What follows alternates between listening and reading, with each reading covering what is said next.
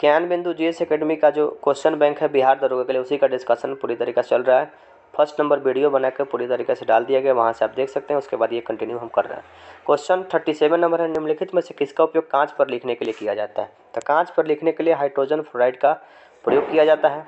कांच पर लिखने के लिए हाइड्रोजन फ्लोराइड का प्रयोग किया जाता है। कांच को काटने के लिए हीरा का प्रयोग किया जाता है। कांच पर लिखने के लिए हाइड्रोजन फ्लोराइड का प्रयोग किया जाता है और कांच को काटने के लिए हीरा का प्रयोग किया जाता है। इस बात को भी याद रख लीजिएगा। अगले पॉइंट देखते हैं कि हाइड्रोजन फ्लोराइड का उपयोग कांच पर लिखने के लिए किया जाता है। कांच पर नक्काशी करने के लिए हाइड्रोजन फ्लोराइड HF का प्रयोग किया जाता है। इसका अन्य नाम फ्लोरोहाइड्रिक, हाइड्रोफ्लोरिक तथा हाइड्रोनियम फ्लोराइड के रूप में इसको याद रखा जाता है। यह जल में हाइड्रोजन का विलयन है। 1915 में आगे क्वेश्चन देखते हैं। 1915 में भारत लौटने के बाद महात्मा गांधी ने किस तरह का कपड़ा पहने थे? तो 1915 में महात्मा गांधी लौट कर आए थे, काठियावाड़ी किसान का कपड़ा पहने थे। काठियावाड़ क्षेत्र है गुजरात में, जहाँ पे इनका जन्म हुआ था। महात्मा गांधी 1893 में दक्षिण अफ्रीका गए थे दादा अब्दुल्ला का केस लड़ने के लिए।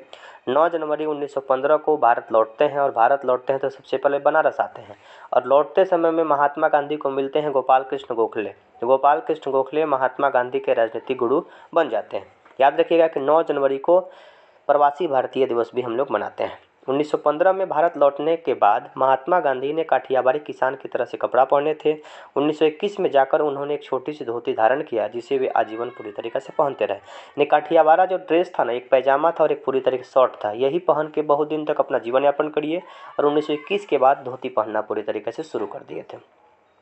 क्वेश्चन है कि मध्यकाल में सामंत को उसका लाड जो जमीन देता था उसको क्या कहा जाता था? यानी कि मध्यकाल में सामंत जो उसको जमीन देता था उसको क्या कहा जाता था? ये पूरी तरीके से हम लोग सबसे पहला क्वेश्चन बनता है कि मध्यकाल का मतलब। मध्यकालीन भारत की शुरुआत 712 ईस्वी से शुरू होती है। जैसे प्राचीन भारत सिंधु घाटी सभ्यता से लेकर और भारत में मुस्लिम आक्रमणकारी सबसे पहले आता है 712 में। 712 ईस्वी में मोहम्मद बिन कासिम के नेतृत्व में भारत पर सबसे पहला सफल मुस्लिम आक्रमण होता है और 712 ईस्वी से लेकर 1526 में पूरी तरीक़ा से मुगल साम्राज्य की शुरुआत होती है। 1526 से लेकर 1857 तक मुगल साम्राज्य चलता है, यानी कि यहाँ तक पूरी तरीक़ा से मध्यकालीन भारत के रूप में याद रखा जाता है। मध्यकालीन भारत में दिल्ली सल्तनत भी हम लोग पढ़ते हैं। तो मध्यकाल में सामंत को उसका जो लाट जमीन देता था उसको फीक के रूप में याद रखा जाता था। क्वेश्चन है कि निम्नलिखित में से कौन सा मिश्रण नहीं है? तो वायु एक प्रकार का गैसों का मिश्रण है। आश्वित जल जो है ना, ये पूरी तरीक़ा से मिश्रण का उदाहरण नहीं है। दूध मिश्रण ये पूरी तरीक़ा से मिश्रण है। वायु भी मिश्रण है। आयोडीनकृत नमक भी एक प्रकार का मिश्रण है। शेष सभी मिश्रण है। आश्रित जल एक प्रकार का यौगिक है। यौगिक के रूप में याद रखिएगा कि यौगिक तत्व को निश्चित अनुपात में मिलाते हैं तो यौगिक का निर्माण होता है। जल एक प्रकार का क्या है? यौगिक है। तो जल में H2O का पूरी तरीक़ा से मिश्रण होता है, यानी कि हाइड्रोजन का 2 परमाणु, ऑक्सीजन का 1 परमाणु मिलकर जल बनाता है। तो जल को हम लोग यौगिक के रूप में याद रखते हैं। यौगिक का थोड़ा सा परिभाषा देखते हैं कि यौगिक वह पदार्थ है जब 2 या 2 से अधिक तत्वों के नियत अनुपात में मिलाते हैं। निश्चित अनुपात है कि हाँ, आपको हाइड्रोजन कितना मिलाना है और ऑक्सीजन कितना मिलाना है। जब तक निश्चित अनुपात नहीं होगा तो उसको मिश्रण कहा जाएगा। 2 या 2 से अधिक तत्व अगर निश्चित अनुपात में, नियत अनुपात में मिलाते हैं उसको यौगिक कहा जाता है। जैसे जल, आशुद्ध जल भी हो सकता है, मीथेन, चीनी और नमक, ये सब क्या है? यौगिक का उदाहरण है। क्वेश्चन है, बहुत अच्छा क्वेश्चन है अर्थव्यवस्था का। एक देश के विशेष वर्ष में दौरान उत्पादित सभी अंतिम वस्तु और सेवा का मूल्य को क्या कहा जाता है? यानी कि पूरी तरीक़ा से जो हमारा फाइनेंशियल ईयर होता है 1 अप्रैल से 31 मार्च तक होता है। 1 अप्रैल से 31 मार्च तक के बीच में हमारे भारत के सीमा के भीतर जितना भी वस्तु और सेवा का उत्पादन होता है इसको सकल घरेलू उत्पाद कहा जाता है। सकल घरेलू उत्पाद को हम लोग इंग्लिश में GDP कहा जाता है। GDP का मतलब ग्रॉस डोमेस्टिक प्रोडक्ट, यानी कि आपके घरेलू सीमा के भीतर जितना भी उत्पादन होता है वस्तु और सेवा का। तो वस्तु का तो मतलब समझ रहे हैं कि सामान बना के, सेवा का मतलब जैसे हम आपको अभी पढ़ा रहे हैं तो हम आपको पूरी तरीके से सेवा दे रहे हैं।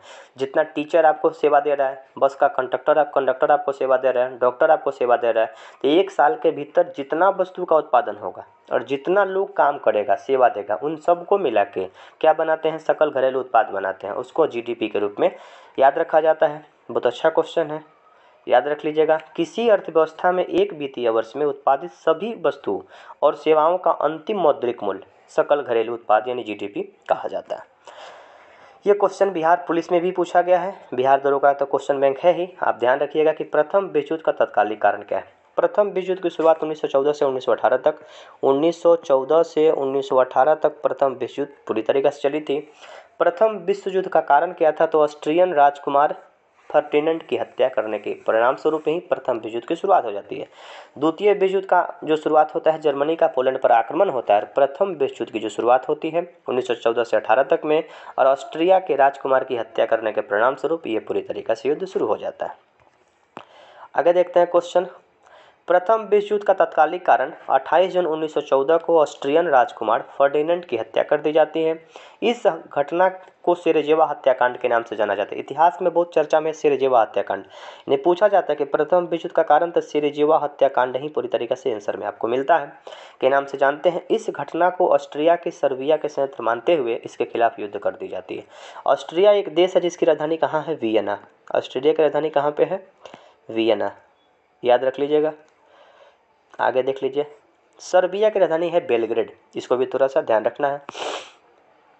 नवनिर्वाचित लोकसभा में तत्कालीन अध्यक्ष प्रोटेम स्पीकर। प्रोटेम स्पीकर का मतलब होता है ना कि जब से नया लोकसभा का चुनाव होता है तो नया लोकसभा का चुनाव होने के परिणाम स्वरूप सबसे बुजुर्ग व्यक्ति जो होता है उसी को प्रोटेम स्पीकर बना दी जाती है। बिहार के केस में अगर हम लोग बात करेंगे तो बिहार में जब पूरी तरीके से जो गठबंधन का सरकार बना था, एनडीए गठबंधन का, उस पीरियड में सबसे बुजुर्ग व्यक्ति थे जीतन राम मांझी। तो जीतन राम मांझी को उस समय प्रोटेम स्पीकर बना दी गई थी। प्रोटेम स्पीकर किसी भी पार्टी के व्यक्ति को बनाया जा सकता है, पक्ष या विपक्ष दोनों में से किसी को बना सकते हैं, बशर्ते कि उसका रैंक ऊपर होना चाहिए, वो बुजुर्ग व्यक्ति होना चाहिए, सबसे वरिष्ठतम व्यक्ति होना चाहिए। और इनका काम क्या होता है? तो जितने भी सदस्य लोग चुनकर आते हैं, विधानसभा हो या लोकसभा हो, तो जितने भी सदस्य लोग चुनकर आते हैं सभी लोग शपथ लेता है और उन सभी लोगों को शपथ दिलवाने का काम किया जाता है। अब देख लीजिए, ऑप्शन देखते हैं। तो लोकसभा के वरिष्ठतम सदस्य को ही पूरी तरीके से प्रोटेम स्पीकर चुना जाता है। नवनिर्वाचित लोकसभा में तत्कालीन अध्यक्ष प्रोटेम स्पीकर के रूप में वरिष्ठतम सदस्य को चुना जाता है। प्रोटेम स्पीकर की नियुक्ति, सबसे अच्छा क्वेश्चन, राष्ट्रपति करते हैं। प्रोटेम स्पीकर की नियुक्ति कौन करते हैं? राष्ट्रपति के द्वारा की जाती है। इसको अपने कॉपी में आपको नोट करना है। आगे देखिए, कौन सा देश G20 का सदस्य नहीं? देखिए, G20 वर्तमान में चर्चा में था, जो दिखेगा वही बिकेगा, और जो चर्चा में है उसका ही क्वेश्चन बनता है। सबसे पहली बार अभी आपको बताए थे कि क्यों जो राजधानी पूछा था कि वही देश का राजधानी पूछता है जिस देश से का संबंध भारत से अच्छा है, और उस देश का राष्ट्रपति, प्रधानमंत्री, विदेश मंत्री भारत में आया था या भारत के प्रधानमंत्री वहाँ पे गए थे, उसी सब देश का राजधानी आपको याद रखना होता है। करंट का मतलब तो यही तो है। G20 का मतलब कि 20 देशों का एक समूह, जिसको G20 के रूप में याद रखा गया था। G20 का मीटिंग वर्तमान में G20 का अध्यक्षता 2023 में भारत किया था, इस बात को भी याद रखना है। G20 का सदस्य बांग्लादेश वर्तमान में नहीं है। अब आगे थोड़ा सा G20 के बारे में विस्तृत चर्चा कर लेते हैं। G20 में अब G20 का नाम वर्तमान में G21 हो जाएगा। G20 का नाम वर्तमान में G21 हो जाएगा। पहले 20 देशों का एक समूह था, वर्तमान में G20 में अफ्रीकन यूनियन अफ्रीका के देश का एक यूनियन जुड़ गया है। अफ्रीकन यूनियन में देशों की संख्या कितना है? 55 है, इस बात को याद रखना है। अफ्रीका महादेश में देशों की संख्या है 54, लेकिन अफ्रीकन यूनियन में देशों की संख्या कितना है? 55। एक नया देश का नाम है मेडागास्कर। मेडागास्कर एक देश है जो हिंद महासागर में स्थित है और अफ्रीका महादेश के पूरब में स्थित है। लोकेशन कभी खोजिएगा मैप में बैठ के, तो अफ्रीका महादेश के पूरब में मेडागास्कर नामक एक देश है और मेडागास्कर की राजधानी मालागासी है। मेडागास्कर को इसके अंतर्गत शामिल करके अफ्रीकन यूनियन में 55 देशों का एक ग्रुप बना लिया गया और G20 में वर्तमान में G20 का नाम वर्तमान में G21 हो गया। अब आगे देखते हैं। G20 का गठन 1999 में एशियन वित्तीय संकट के वित्त मंत्री और केंद्रीय बैंकों के गवर्नर की वैश्विक आर्थिक वित्तीय मुद्दों पर चर्चा करने के लिए एक मंच के रूप में बनाई गई थी। पहले G20 का जब मीटिंग होता था ना, तो उसमें वित्त मंत्री और वहाँ के जो केंद्रीय बैंक होता है, जैसे भारत का RBI है, उसी प्रकार से हर देश का एक केंद्रीय बैंक होगा। तो वित्त मंत्री और RBI के गवर्नर, इन लोगों का एक मीटिंग होता था ताकि पैसा को हम लोग कैसे ठीक ठाक से कर लें। फिर क्या हुआ, उसके बाद से धीरे धीरे राष्ट्राध्यक्ष मिलने लगे, यानी राष्ट्र का जो व्यक्ति होता है, प्रमुख व्यक्ति, प्रधानमंत्री, राष्ट्रपति, इन लोग पूरी तरीके से मिलने लगे और मिलने के बाद वर्तमान में G20 का ही स्वरूप बन चुका है। G20 में 19 देश, अफ्रीकन यूनियन और यूरोपीय संघ मिलाकर कुल 21 सदस्य पूरी तरीके से बन चुके हैं। तो G20 का नाम वर्तमान में G21 हो चुका है।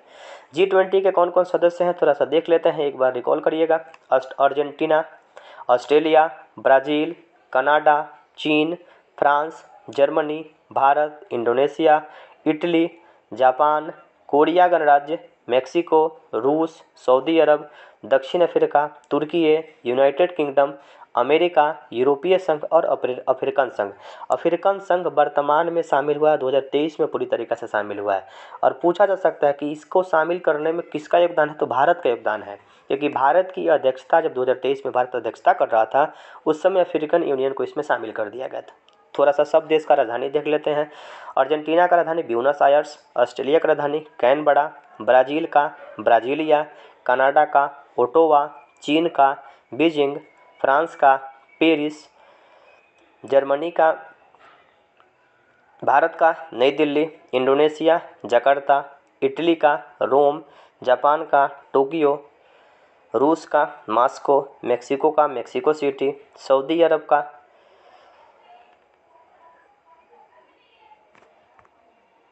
राजधानी रियाद, तुर्की का राजधानी अंकारा। आगे देखते हैं पूरी तरीके से। क्वेश्चन नंबर 45, निम्नलिखित में से कौन से पादप युग्म उभयलिंगी पुष्प है। उभयलिंगी पुष्प का मतलब कि ऐसा पुष्प जिसमें मेल और फीमेल दोनों हो। जैसे एक प्राणी पढ़े थे केंचुआ, केंचुआ को उभयलिंगी प्राणी कहा जाता है। जैसे केंचुआ में भी मेल और फीमेल दोनों एक ही में होता है, केंचुआ में मेल और फीमेल दोनों एक ही साथ होगा, तो जिसमें मेल और फीमेल दोनों एक ही साथ है उसको उभयलिंगी प्राणी के रूप में याद रखेंगे। हमारा केंचुआ खत्म। एक ऐसा कुछ पुष्प होता है जिसमें मेल का पार्ट को हम लोग बोलते हैं पुंकेसर और फीमेल के पार्ट को कहा जाता है स्त्री केसर। फूल में पुंकेसर मेल का पार्ट है और स्त्री केसर स्त्री का पार्ट है, इसको ध्यान रखिएगा। तो गुड़हल और सरसों का जो फूल है ना, ये पूरी तरीके से उभयलिंगी पुष्प के अंतर्गत आता है। बड़ा अच्छा क्वेश्चन है, इसको अच्छे तरीके से याद रखिएगा। गुड़हल और सरसों का पादप उभयलिंगी पुष्प है। जब पुष्प का पुंकेसर, पुंकेसर का मतलब मेल का पार्ट, और स्त्री केसर दोनों उपस्थित होते हैं तो उसे उभयलिंगी पुष्प कहा जाता है, जैसे गुड़हल और सरसों। लेकिन कुछ ऐसे पुष्प होते हैं जिनमें पुंकेसर और स्त्री केसर में से कोई एक जननांग उपस्थित होता है, या तो उसमें मेल वाला पार्ट होगा या पूरी तरीके से फीमेल वाला पार्ट होगा, तो उसको हम लोग बोलेंगे एक लिंगी पुष्प। एक लिंगी पुष्प का मतलब कि या तो हो सकता है कि मेल हो और या तो हो सकता है कि फीमेल हो, इसलिए याद रखिएगा। तो पपीता और तरबूजा ये दोनों यूनिक पेड़ है, इसको एकदम याद रखना है। पपीता और तरबूजा ये ऐसा पेड़ है जिसके पास एक लिंगी पुष्प, या तो मेल हो सकता है या तो फीमेल हो सकता है। अब गांव में देखिएगा कि पपीता का पेड़ बहुत फूलभंगा हो जाता है। पपीता का पेड़ सर्वाधिक फूलभंगा होने वाला पेड़ के रूप में इसको याद रखिएगा। देखिएगा कि ये वो पपीता का पेड़ अपने घर पे लगा दीजिएगा, वो पपीता फरबे नहीं करेगा। नहीं फरने का कारण है कि उसके पास फीमेल का पार्ट ही नहीं है, तो फीमेल का पार्ट नहीं, या तो फीमेल हो सकता है या नहीं तो मेल हो सकता है। तो एक से होने से तो बच्चा होगा नहीं, तो कोई भी फूल फल बनेगा नहीं, इसीलिए पूरी तरीके से फूलभंगा हो जाता है, इस पर ध्यान रखिएगा। आगे देखते हैं। टोक्यो ओलंपिक में सुमित नांगल का संबंध टेनिस से है। सुमित नांगल टोक्यो ओलंपिक में खेले थे, भारत के खिलाड़ी हैं, टेनिस से इनका संबंध है। क्वेश्चन आगे देखिए। भौगोलिक अनुसंधान में किस देश में यूरोप का नेतृत्व किया था। भौगोलिक अनुसंधान का मतलब कि भौगोलिक रास्ता को खोज करने में सबसे पहला व्यक्ति कौन था, पुर्तगाल था। भारत के समुद्री मार्ग का खोज कौन किया था, पुर्तगाल था। इसीलिए भौगोलिक अनुसंधान यानी भौगोलिक खोज में पुर्तगाल का स्थान नंबर 1 स्थान पे आता है। क्वेश्चन आसान है लेकिन थोड़ा समझना है, आइए थोड़ा सा पढ़ते हैं। भौगोलिक अनुसंधान में पुर्तगाल ने यूरोप का नेतृत्व प्रदान किया। यूरोप में 15वीं शताब्दी में अंतर्राष्ट्रीय व्यापार के बाद वाणिज्यिक गतिविधियों का युग प्रारंभ हुआ।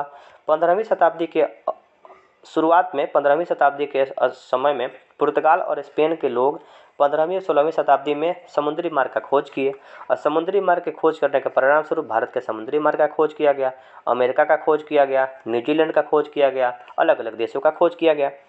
यहाँ पे याद रखने वाला बात यह है कि पुर्तगाल के राजकुमार हेनरी द नेविगेटर, याद रखिएगा, पुर्तगाल के राजकुमार हेनरी द नेविगेटर चुंबकीय सुई का खोज किए। दिशा सूचक यंत्र जो होता है ना कि दिशा बताता है, नाव पे हम लोग बैठ गए और नाव पे किस दिशा में जाना है वो दिशा सूचक यंत्र आपको पूरी तरीके से बता देगा। एक प्रकार का कंपास सुई, मोबाइल में भी कंपास सुई होता है, तो कंपास सुई यानी कि हेनरी द नेविगेटर नामक व्यक्ति कंपास सुई पूरी तरीके से बनाने का काम किए थे, इसकी शुरुआत कर दिए। इसी समय बार्थोलोमेव डियाज, याद रखिएगा कि उत्मासा द्वीप, और उत्मासा द्वीप अफ्रीका महादेश का सबसे निचला पॉइंट, अफ्रीका महादेश में जाइएगा तो सबसे नीचे देश मिलेगा दक्षिण अफ्रीका, वही दक्षिण अफ्रीका जहाँ पे महात्मा गांधी 1893 में गए थे, और उसी के नीचे जब खोजिएगा तो मिलेगा उत्मासा द्वीप। उत्मासा द्वीप का खोज किया था बार्थोलोमेव डियाज, और 1488 में इसका खोज किए थे। 1488 में उत्मासा द्वीप अफ्रीका महादेश का सबसे निचला पॉइंट है, हिंद महासागर में स्थित है, उसकी खोज 1488 में बार्थोलोमेव डियाज के द्वारा किया गया था। ठीक, इसके बाद उसी के बाद धीरे धीरे उस कोलंबस फिर आया। कोलंबस 1492 में अमेरिका का खोज किया और वास्को डी गामा नामक व्यक्ति 1498 में भारत के समुद्री मार्ग का खोज किया। ये क्वेश्चन जो है ना, ये पूरी तरीके से 9th क्लास का क्वेश्चन है। इस बात यहाँ पे लिख भी दिया गया है और 9th क्लास में हम आपको पढ़ाए भी हैं हिस्ट्री में। आगे देखते हैं। आगे देखिए, विधान परिषद वाले राज्यों की विधान परिषद, क्वेश्चन है, आराम से समझिए। क्वेश्चन है कि विधानसभा, इसका मतलब है कि देखिए विधानसभा और विधान परिषद दो प्रकार का सदन अपने राज्य में होता है। विधानसभा के सीट का 1/3 सीट विधान परिषद होना चाहिए, इससे ज़्यादा नहीं होना चाहिए। कहने का मतलब यही है, यानी कि विधानसभा के सीट का 1/3 सीट विधान परिषद में होना चाहिए। बिहार में विधानसभा के सीटों की संख्या कितना है? 243 और विधान परिषद के सीटों की संख्या कितना है? 75। दो क्वेश्चन आपको याद रखना है। बिहार में विधानसभा के सीट की संख्या 243 और विधान परिषद के सीट की संख्या कितना है? 75। विधानसभा के सीट का 1/3 से ज़्यादा सीट नहीं होना चाहिए विधान परिषद में। बस इसका आंसर आपका ऑप्शन नंबर बी होगा। अब इसको पढ़ लीजिए। विधान परिषद वाले राज्यों में विधान परिषद के सदस्यों की कुल संख्या उस विधानसभा के कुल सदस्यों की संख्या का 1/3 से अधिक नहीं होना चाहिए, लेकिन कम से कम 40 होना चाहिए। 1/3 और कम से कम कितना सीट? 40 सीट विधानसभा में होना चाहिए, इस बार विधान परिषद में सॉरी होना चाहिए। आगे क्वेश्चन देखते हैं। जी का मान, जी का मान जो होता है ना, बड़ा वाला जी का मान होता है 6.67 × 10⁻11 -11 न्यूटन मीटर स्क्वायर प्रति केजी स्क्वायर। इसका मान पूरी तरीके से कहीं बदलता नहीं, इसका मान स्थिर होता है। इस मान को देने वाले वैज्ञानिक नाम था कैवेंडिश। कैवेंडिश नामक व्यक्ति इस मान को पूरी तरीके से दिए थे। जी का मान सभी जगह क्या होता है? समान होता है। इस क्वेश्चन को भी थोड़ा सा बताए थे, कई बार क्वेश्चन पूछा गया है। डेमोस शब्द का तात्पर्य, तो डेमोस शब्द का शाब्दिक अर्थ जनता होता है। डेमोस से बना है डेमोक्रेसी। डेमोक्रेसी का मतलब लोकतंत्र, प्रजातंत्र और जनतंत्र। जनतंत्र का सबसे अच्छा परिभाषा अब्राहम लिंकन देते हैं। अब्राहम लिंकन अमेरिका के राष्ट्रपति हुआ करते थे। अब्राहम लिंकन लोकतंत्र का एक परिभाषा दिए थे कि जनता के द्वारा जनता के लिए संचालित सरकार जनतंत्र है। जैसे भारत में वर्तमान में लोकतंत्र है, जनतंत्र है, प्रजातंत्र है, यानी कि हम लोगों का ही शासन है, हम ही लोग वोट दे के MP को, MLA को, मुख्यमंत्री को तक चुन लेते हैं। तो डेमोस शब्द का शाब्दिक अर्थ जनता होता है। इसको थोड़ा सा अच्छे से देख लीजिए। डेमोस शब्द का शाब्दिक अर्थ क्या होगा? जनता होगा। लोकतंत्र का शब्द अंग्रेजी शब्द डेमोक्रेसी का हिंदी रूपांतरण है और डेमोक्रेसी दो यूनानी शब्द से मिलकर बना हुआ है, डेमोस और क्रेटिया, और दोनों को मिलाते हैं तो जनता का शासन होता है। और जनता के शासन का सबसे अच्छा परिभाषा अब्राहम लिंकन के द्वारा दिया गया था। अप्रैल 2023 में प्रमुख फसल बीमा योजना, प्रधानमंत्री फसल बीमा योजना का कितना साल पूरा हुआ? 7 साल पूरा हुआ। 2016 में इस योजना की शुरुआत की गई थी। अच्छा योजना है फसल बीमा योजना, यानी कि फसल कटने के समय भी बर्बाद हो जाता है तो उसका अगर बीमा कराते हैं तो उसका पैसा सरकार भरपाई कर देती है। 7 साल पूरा हुआ है। बक्सा टाइगर रिजर्व कहाँ पे है? पश्चिम बंगाल में है, एकदम इसमें कोई दिक्कत नहीं है। बक्सा टाइगर रिजर्व कहाँ पे? पश्चिम बंगाल में है। आगे देखते हैं। ये क्वेश्चन है संविधान का अनुच्छेद 25। तो संविधान का अनुच्छेद 25 मौलिक अधिकार है और इस मौलिक अधिकार के अंतर्गत धर्म की स्वतंत्रता दी जाती है। इसी अनुच्छेद 25 के अंतर्गत सिख धर्म का लोग जो कटार लेके चलता है ना, इसी अनुच्छेद 25 के अंतर्गत लेके चलता है। आइए देखते हैं। संविधान के अनुच्छेद 25 के में धर्म की स्वतंत्रता से संबंधित है। संविधान के भाग 3 में मौलिक अधिकार का चर्चा है। भाग 3 यानी कि मौलिक अधिकार का जो वर्णन है हम लोग भारत के संविधान में अमेरिका के संविधान से ग्रहण किए थे। भाग 3 को संविधान का मैग्ना कार्टा कहा जाता है। मैग्ना कार्टा का मतलब महान अधिकार पत्र होता है, यानी कि सभी लोगों को एक अधिकार दिया गया जिसको मौलिक अधिकार कहा जाता है। और मौलिक अधिकार का वर्णन अनुच्छेद 12 से 35 तक में कर दिया गया है, इसमें कोई दिक्कत नहीं है। आगे देखिए क्वेश्चन, नामीब मरुस्थल कहाँ पे है? मरुस्थल से क्वेश्चन हमेशा बनता है।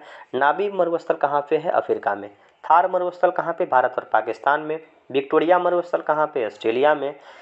गोबी मरुस्थल कहाँ पे? मंगोलिया में। तकला मकान मरुस्थल कहाँ पे? ईरान में। यूरोप महादेश में कोई भी मरुस्थल नहीं है और ऑस्ट्रेलिया में कोई भी ज्वालामुखी नहीं है। पुस्तक हिंद स्वराज। हिंद स्वराज पुस्तक के लेखक अपने गांधी जी थे। महात्मा गांधी जी का लिखा हुआ पुस्तक हिंद स्वराज गुजराती भाषा में लिखा गया पुस्तक था। इस बात को भी थोड़ा सा याद रखिएगा।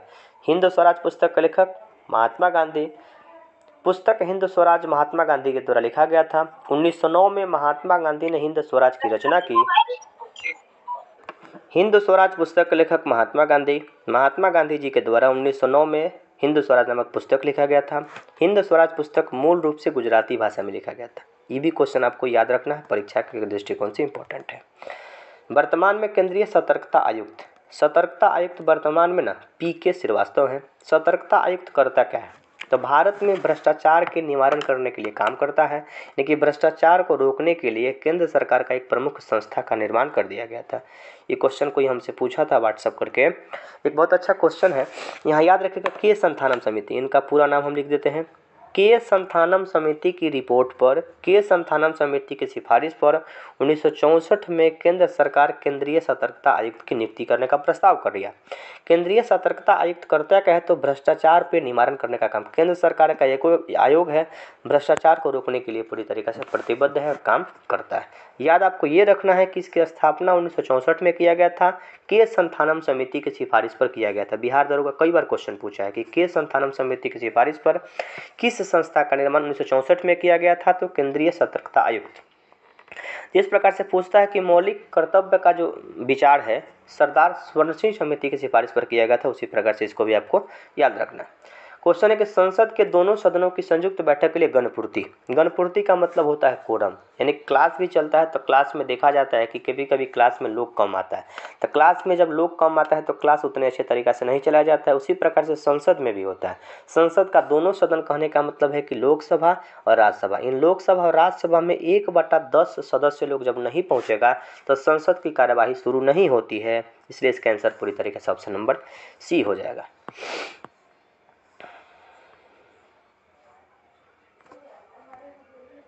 ये क्वेश्चन बड़ा अच्छा है। भारत में प्रतिवर्ष आर्थिक सर्वेक्षण कौन प्रकाशित करता है? आर्थिक सर्वेक्षण बजट आने से, बजट प्रस्तुत होने के एक दिन पहले आर्थिक सर्वेक्षण प्रस्तुत किया जाता है। आर्थिक सर्वेक्षण प्रस्तुत वित्त मंत्रालय भारत सरकार के द्वारा किया जाता है। आपने पिछले साल में क्या क्या किया, जैसे भारत सरकार पिछले 2022 में क्या क्या किया था, उसका रिपोर्ट आर्थिक सर्वेक्षण के आधार पे 2023 में प्रस्तुत कर दिया।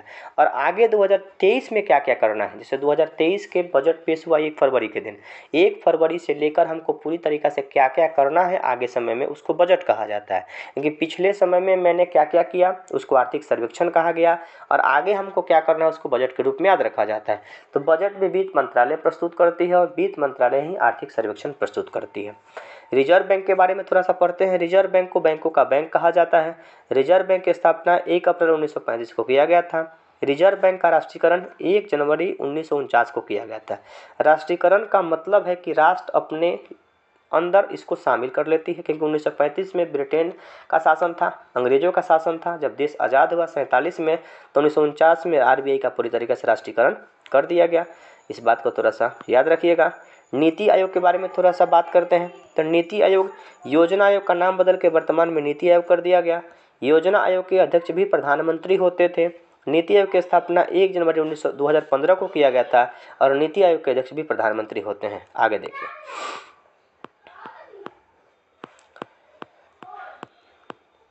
संसाधन जो वर्षों के उपयोग के बाद समाप्त हो जाते हैं। संसाधन का मतलब होता है ना कि ऐसा चीज़ जो हमारे उपयोग के लिए है, जो हमारे उपयोग के लिए वस्तु है, उन सभी को क्या बोलेंगे? संसाधन बोलेंगे। और संसाधन यहाँ पे नवीकरणीय संसाधन और नवीकरणीय संसाधन ऑप्शन के अनुसार पढ़ते हैं। नवीकरणीय संसाधन का मतलब कोई ऐसा संसाधन जिसका उपयोग हम लोग फिर से कर सकते हैं। नवीकरणीय को इंग्लिश में रिन्यूएबल कहा जाता है। रिन्यूएबल का मतलब रिचार्ज कर सकते हैं, यानी फिर से उसका उपयोग कर सकते हैं। लेकिन यहाँ पे दे रहा है कि संसाधन जिसका उपयोग समाप्त हो जाता है। तो अनवीकरणीय संसाधन का मतलब है कि ऐसा संसाधन जिसका उपयोग सीमित है और इसको बनाने में बहुत लंबा समय लगेगा, तो इसको बोलेंगे अनवीकरणीय। अनवीकरणीय संसाधन के अंतर्गत कोयला, पेट्रोलियम, डीजल ये सबको रखा जाता है। संसाधन जो वर्षों के उपयोग में समाप्त हो जाते हैं उन्हें अनवीकरणीय संसाधन कहा जाता है, जैसे जल ऊर्जा, पवन ऊर्जा, भूतापीय ऊर्जा आदि। जिन संसाधनों का उपयोग एक बार होता है, उन्हें पुनः उपयोग में है, उसे बदला नहीं जा सकता, उसे अनवीकरणीय संसाधन कहा जाता है। संसाधन के लिए बड़ा अच्छा स्टेटमेंट दिए थे महात्मा गांधी। महात्मा गांधी बोलते थे कि संसाधन पेट भरने के लिए होता है, न कि पेटी भरने के लिए होता है। जितना संसाधन हमारे पृथ्वी पे है, अगर लोग पेटी भरने का प्रयास नहीं करें तो सब लोगों का पेट पूरी तरीक़ा से भर जाएगा। यानी कि अगर संसाधन कहीं पे पूरी तरीक़ा से मिल गया तो बहुत सारे लोग जो मजबूत होगा सोचेगा कि पूरी तरीक़ा से बोरा भर भर के अपने घर में ला के रख दें। जो बेचारा कमज़ोर होगा, दुर्बल होगा, वो बेचारा वहाँ से नहीं लेके आएगा। तो महात्मा गांधी का स्टेटमेंट बड़ा ही अच्छा रहता है। वो बोलते थे कि संसाधन पेट भरने के लिए होता है, न कि पेटी भरने के लिए होता है। अगर पेट भर जो भी लोग हैं यहाँ पे, जितने लोग बोलते हैं कि अगर भगवान जन्म दिए हैं तो रोटी दिए देंगे, तो जितना लोग पृथ्वी पे जन्म ले लिया उसके लिए संसाधन है, बशर्ते कि संसाधन का उपयोग अच्छे तरीक़े से हो, लोगों के लिए हो पूरी तरीक़े से। इस स्टेटमेंट को थोड़ा सा ध्यान रखिएगा। आणविकरण संसाधन पर्यावरण के अनुकूल नहीं होते हैं। कोयला, तेल, परमाणु ऊर्जा, पेट्रोलियम आदि अनवीकरणीय संसाधन का उदाहरण है। क्वेश्चन है कि जीवों के परिरक्षित अवशेष को क्या कहा जाता है? जीवाश्म कहा जाता है। जिसमें जीव का अंश उसको क्या बोलेंगे? जीवाश्म के रूप में याद रखा जाता है। जीवाश्म की उम्र पता करने के लिए कार्बन डेटिंग पद्धति का पूरी तरीके से हम लोग प्रयोग करते हैं। क्वेश्चन है कि बाबू जगजीवन राम छात्रावास योजना BJRCY का संबंध किससे है? तो जगजीवन राम का संबंध SC से, यानी कि शेड्यूल कास्ट के समाज से है। शेड्यूल कास्ट के लड़का को, बच्चा सबको रहने के लिए एक आवास की सुविधा प्रदान की गई थी। जगजीवन राम के बारे में थोड़ा सा याद रखिएगा। इनका उपनाम है बाबूजी। बाबूजी के नाम से इनको जाना जाता है। जैसे चाचा कहा जाता है नेहरू को, महात्मा कहा जाता है गांधी जी को, उसी प्रकार से बाबूजी के नाम से जगजीवन राम को हम लोग जानते हैं। जगजीवन राम की बेटी का नाम है मीरा कुमार। मीरा कुमार लोकसभा की प्रथम महिला अध्यक्ष बनने का पूरी तरीक़े से काम की है। लेकिन जगजीवन राम का संबंध अपने बिहार से, बिहार के सासाराम के थे। इनकी बेटी का नाम मीरा कुमार, और मीरा कुमार लोकसभा के प्रथम महिला अध्यक्ष के रूप में भी काम कर चुकी है।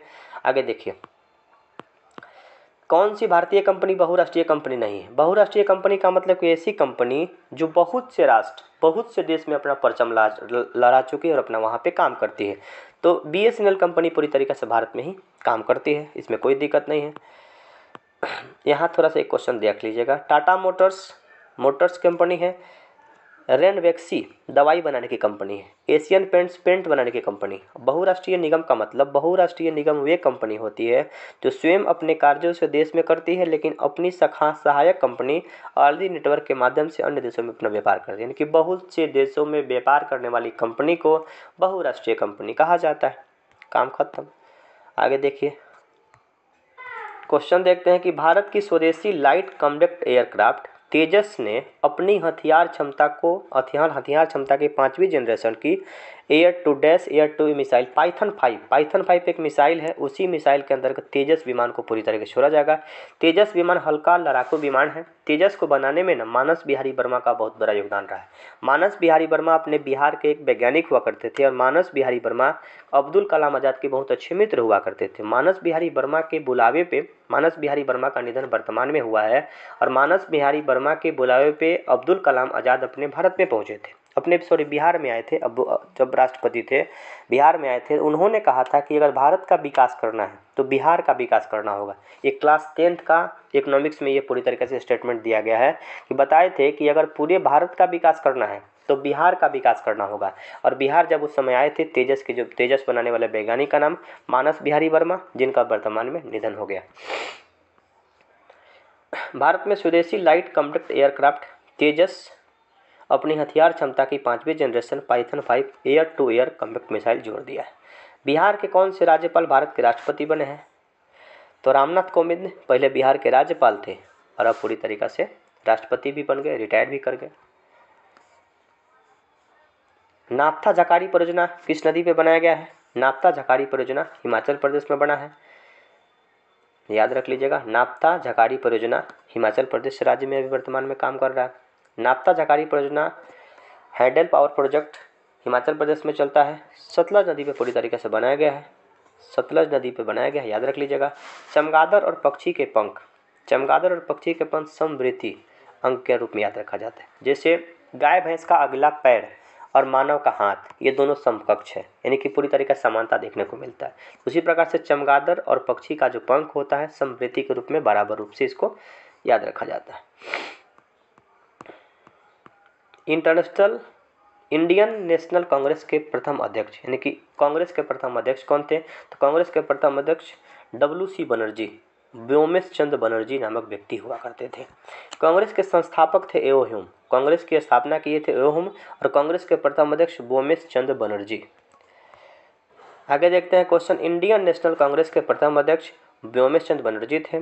भारतीय राष्ट्रीय कांग्रेस की स्थापना एक अवकाश प्राप्त अंग्रेज आईसीएस अधिकारी एलन एक्टेलियन ह्यूम एओ ह्यूम के द्वारा किया गया था 1885 में। 28 दिसंबर इसकी प्रथम बैठक 28 दिसंबर 1885 को बम्बई के ग्वालियर टैंक स्थित गोकुल तेजपाल संस्कृत कॉलेज में हुआ था। इस अधिवेशन के प्रथम अध्यक्ष व्योमेश चंद्र बनर्जी और सचिव एओ ह्यूम हुआ करते थे। E20 का मतलब क्या है? E20 का मतलब है ना एल्कोहल मिश्रित पेट्रोल। हम आपको कई बार बताए थे कि एथेनॉल मिलाना है पेट्रोल में, यानी कि 80% पेट्रोल और 20% इथेनॉल।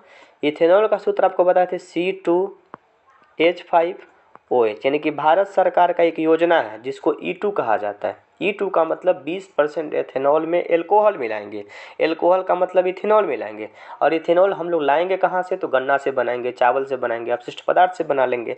इसीलिए हर गांव में अपशिष्ट पदार्थों से कुछ न कुछ बनाने के लिए प्लान बन रहा है। E20 एल्कोहल मिश्रित पेट्रोल है। E20 पेट्रोल के साथ 20% इथेनॉल मिलाने का प्लान बना हुआ है। प्रधानमंत्री श्री नरेंद्र मोदी ने 6 फरवरी 2023 को बेंगलुरु कर्नाटक में भारतीय ऊर्जा सप्ताह IEW के दौरान E20 फ्यूल का पूरी तरीके से अनावरण किया, लॉन्च किया। डैश एक आवश्यक तत्व है जिसका उपयोग प्रोटीन संश्लेषण में सहायता प्रदान करता है। नाइट्रोजन ही प्रोटीन संश्लेषण में सहायता प्रदान करता है और प्रोटीन अमीनो अम्ल से मिलकर बना होता है। 20 अमीनो अम्ल से मिलकर प्रोटीन का पूरी तरीके से निर्माण होता है और शरीर के ऊतक में वृद्धि करना होगा, शरीर को मोटवाना होगा। जो दुबला पतला शरीर होगा जिनका, उनको मोटा बनना होगा, तब पनीर खाना शुरू करिए। और पनीर में पूरी तरीके से प्रोटीन की उपलब्धता होती है। सर्वाधिक प्रोटीन दाल के रूप में सोयाबीन में प्राप्त होता है और सर्वाधिक प्रोटीन मशरूम में प्राप्त होता है। इसको भी याद रखिएगा। और नाइट्रोजन से ही पूरी तरीके से प्रोटीन का निर्माण हो जाता है। नाइट्रोजन एक आवश्यक तत्व है जिसका उपयोग प्रोटीन के संश्लेषण में किया जाता है। नाइट्रोजन तत्व पादप द्वारा कैल्शियम, सल्फर, फास्फोरस या अन्य तत्वों की तुलना में अधिक मात्रा में प्रयोग किया जाता है। नाइट्रोजन पादपों को मुख्यतः न्यूक्लिक अम्ल, प्रोटीन तथा अन्य नाइट्रोजनी पदार्थ के संश्लेषण में पदार्थ करता है।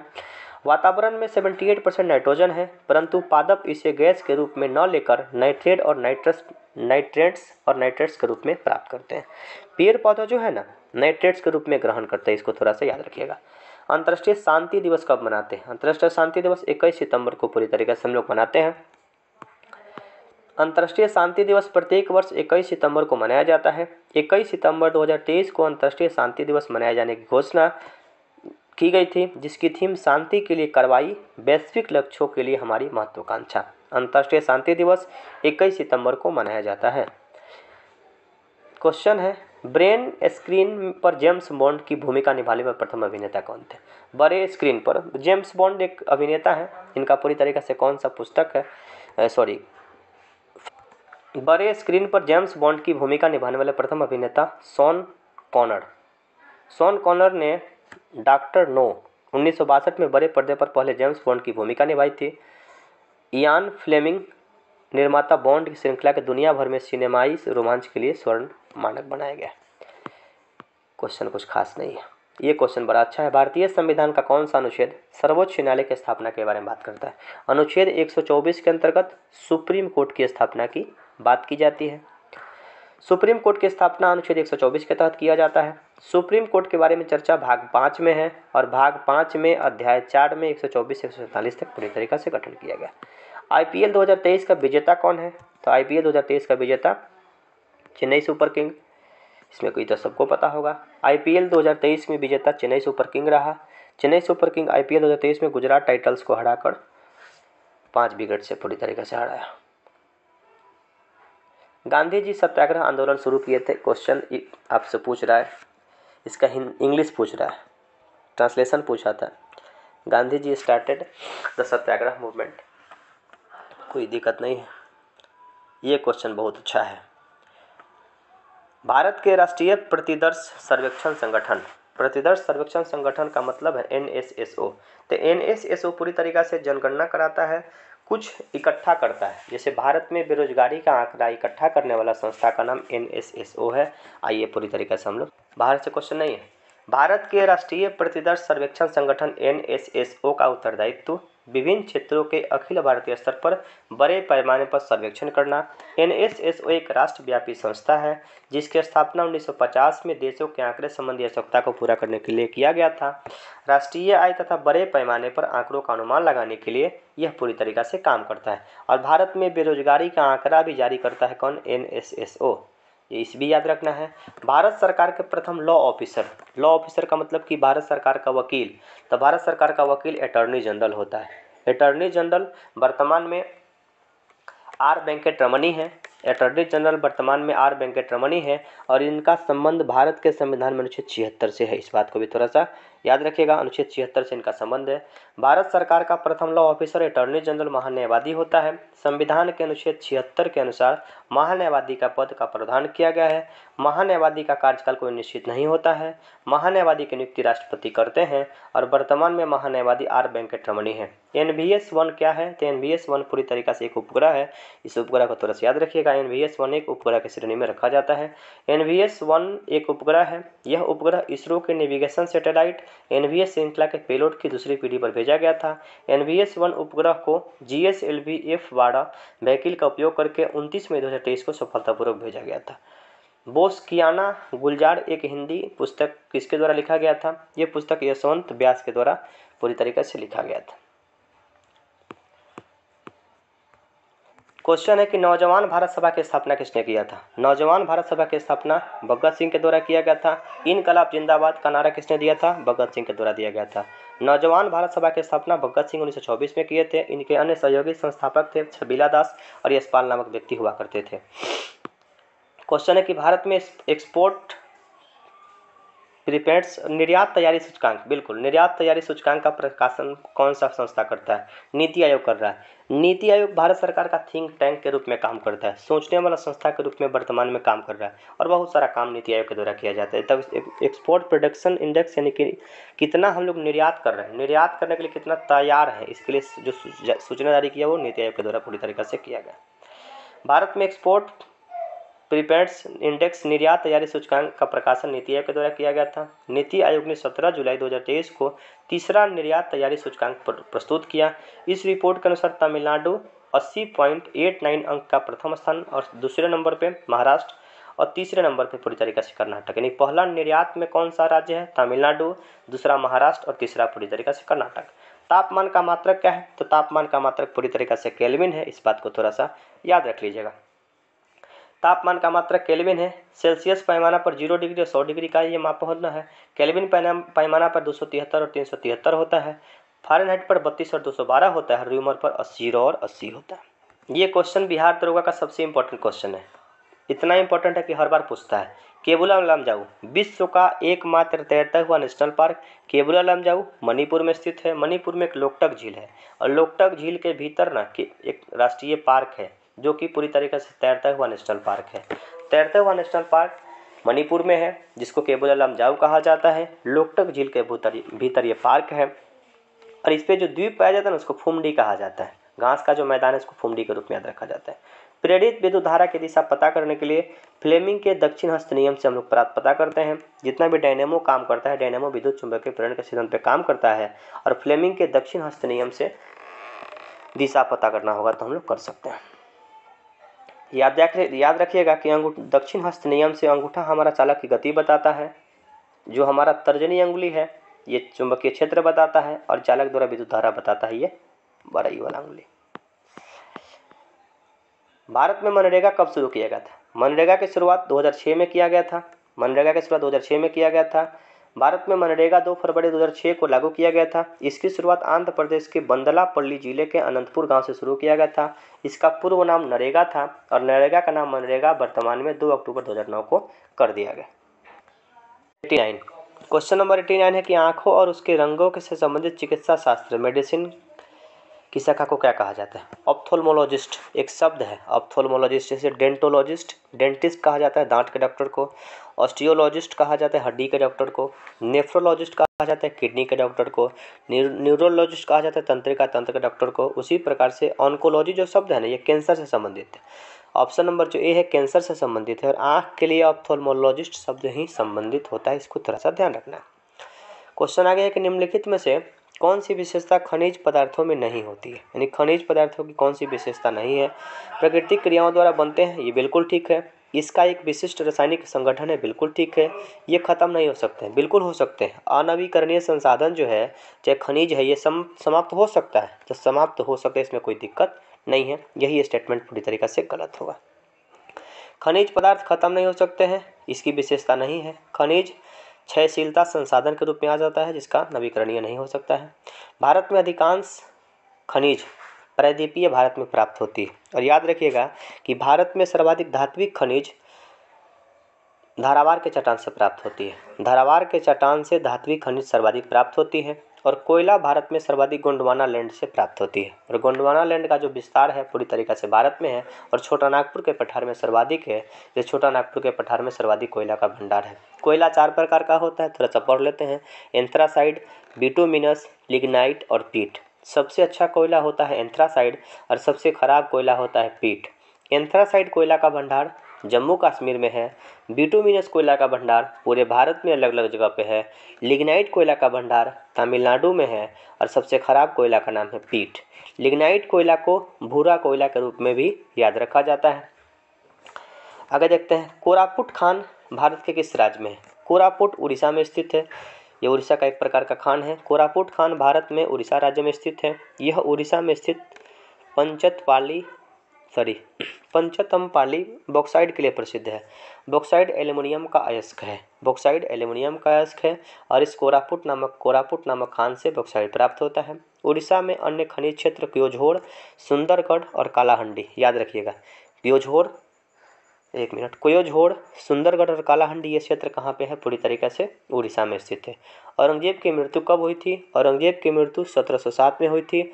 और 1707 में औरंगजेब की मृत्यु के साथ ही मध्यकालीन भारत का अंत हो जाता है। मध्यकालीन भारत की शुरुआत होती है 712 में। 712 में मोहम्मद बिन कासिम के नेतृत्व में प्रथम सफल आक्रमण होता है। और 1707 में औरंगजेब की मृत्यु होती है। और औरंगजेब के मृत्यु के परिणाम स्वरूप मुगल साम्राज्य यानी कि मध्यकालीन भारत का खत्म हो जाता है। और 1707 से ही आधुनिक भारत की शुरुआत हो जाती है। आगे देखते हैं, औरंगजेब की मृत्यु 1707 में हुई थी। 3 मार्च 1707 को प्रातःकाल नमाज संपन्न करने के बाद अहमदनगर में औरंगजेब की मृत्यु हो गई थी। उसके शव को दौलताबाद स्थित खुलदाबाद नामक स्थान पर ले गया, जहाँ पर प्रसिद्ध शेख बुरहानुद्दीन मकबरे के चहर दीवारी के अंतर्गत दफनाया गया। औरंगजेब का जन्म 1618 में उज्जैन के निकट दोहद नामक स्थान पे मुमताज के गर्भ से हुआ था, यानी कि शाहजहां का बेटा था। किस मूल्यों से सरकार फसल समर्थन मूल्य घोषणा करती है, यानी कि एक न्यूनतम समर्थन एमएसपी होता है। याद रखिएगा, एमएसपी न्यूनतम समर्थन मूल्य, यानी कि एमएसपी का मतलब होता है कि सरकार बहुत सारे फसल का मूल्य तय करती है। यानी कि जैसे गेहूं का समय आता है, चावल का समय आता है, धान खरीदने के लिए सरकार का एक रेट तय होता है। और रेट पूरी तरीके से न्यूनतम कृषि लागत मूल्य आयोग, याद रखना है आपको ये वाला स्टेटमेंट, कृषि लागत मूल्य आयोग के द्वारा ही एमएसपी पूरी तरीके से लागू कर दी जाती है। वर्तमान में 23 फसल पर एमएसपी लागू है। और एमएसपी पूरी तरीके से होता क्या है, तो न्यूनतम समर्थन मूल्य, यानी कि सरकार कुछ फसलों का मूल्य तय करती है। उस मूल्य के कम मूल्य से हम सरकार वस्तु को नहीं खरीद सकते, उसको न्यूनतम समर्थन मूल्य कहा जाता है।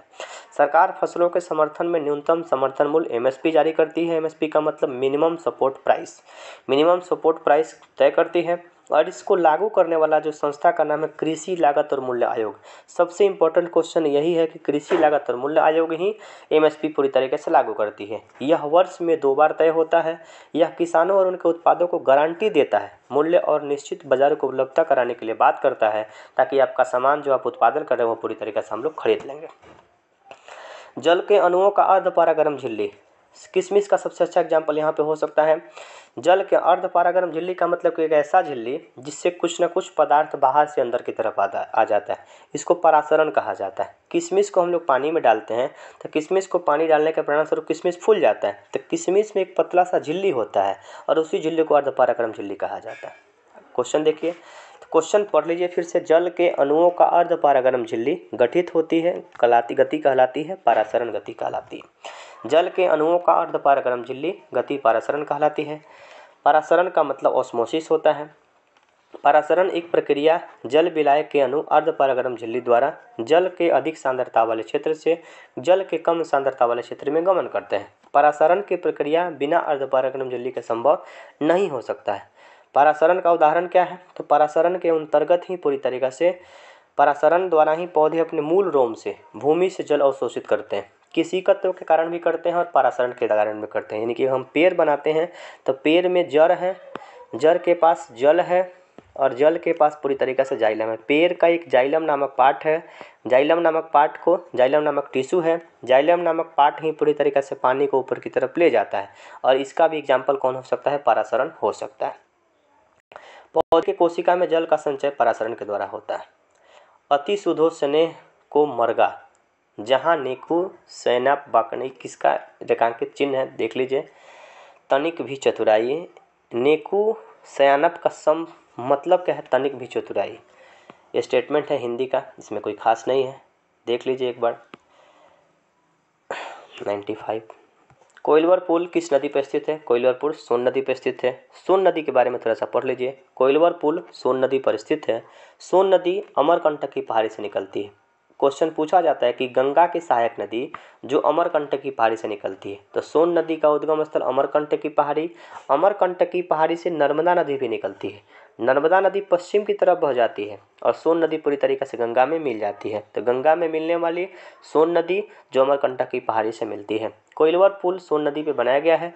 इस पुल का आधिकारिक नाम अब्दुल बारी पुल कहा जाता है। बड़ा इंपॉर्टेंट क्वेश्चन है, पूछा गया है। अब्दुल बारी पुल किस पुल को कहा जाता है? सोन नदी पे बनाया गया पुल को कहा जाता है। इसकी स्थापना 1856 में किया गया था। इसका परिचालन 1862 से शुरू किया गया था। यह पटना और भोजपुर के बीच सड़क और सह रेल मार्ग बनाती है। 1440 मीटर है, यानी कि पूरी तरीके से रेल और रोड दोनों है। जिस प्रकार से दीघा पुल पटना वाला बना है उसी प्रकार से ये भी पुल पहले बन चुका है। आरा के पास है, कोइलवर आरा के पास। IPL 2023 में रॉयल चैलेंजर बेंगलोर का कप्तान कौन था? रॉयल बेंगलोर का कप्तान पूरी तरीके से फाफ डू पेलिप, इसका नाम है, लिख लीजिए, याद रखिएगा। हाँ ठीक है। इंडियन प्रीमियर IPL का 16वां संस्करण जारी किया गया था। इस IPL का विजेता कौन था? चेन्नई सुपर किंग था और जो उप विजेता था गुजरात टाइटल था। जैव विविधता दिवस, जैव विविधता दिवस मनाते कब हैं? 22 मई को जैव विविधता दिवस मनाते हैं। भारत में सर्वाधिक जैव विविधता पश्चिमी घाट में पाई जाती है, इस बात को याद रख लेना है। और जैव विविधता 2023 का थीम क्या रखा गया था? तो from agreement to action build back biodiversity, यानी कि बायोडाइवर्सिटी को फिर से पूरी तरीके से, बिल्ड का मतलब बड़ा करना, बैक का मतलब पूरी तरीके रिकवर करना, और बायोडाइवर्सिटी यानी कि पूरी तरीके से जैव विविधता का संरक्षण करना, पूरी तरीके से काम करना था। समझौते से कार्रवाई तक जैव विविधता का फिर से पुनर्निर्माण करना है। जैव विविधता दिवस मनाते हैं 22 मई को। जैव विविधता होता क्या है? तो किसी खास स्थान पे जीवों की जितनी अधिक विविधता होती है उसी को जैव विविधता कहा जाता है। आगे देखते हैं क्वेश्चन। गौतम बुद्ध में का धर्म चक्र परिवर्तन, गौतम बुद्ध के बारे में पढ़ लेते हैं। गौतम बुद्ध का जन्म 563 ईस्वी में नेपाल के तराई में हुआ था, ईस्वी पूर्व में हुआ था।